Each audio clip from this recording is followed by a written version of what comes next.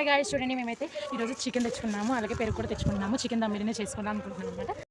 Hi guys, ఏంటి వీళ్ళు బిర్యానీ అంటున్నారు, యూనిఫామ్లో ఉన్నారు. ఎక్కడున్నారు, ఏం చేస్తున్నారు అని తెలుసుకోవాలనుకుంటున్నారా? అయితే బిర్యానీ వచ్చేసేయండి గాయస్.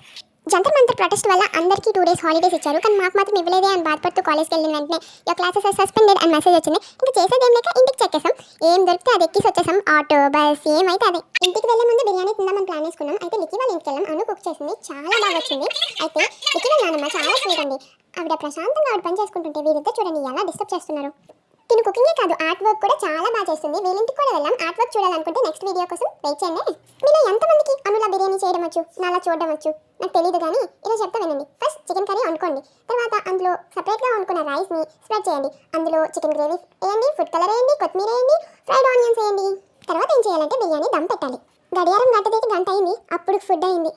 వావ్, బిర్యానీ చూడడానికి ఎంత ఎమిగా ఉంది కదా. చూడడానికే కాదు, తినడానికి కూడా అంతే బాగుంది. వాళ్ళ రియాక్షన్స్లోనే చూసేయండి.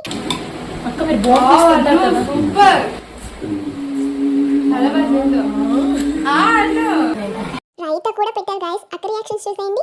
ఆల్రెడీ మీరు చూసారుగా, చేసింది తిని చాలా బాగా చేసింది గాయస్. కష్టపడి చేసింది తని, ఇంకా తన రియాక్షన్స్ చూడకపోతే ఎలా చెప్పండి, ఒకసారి చూసేయండి.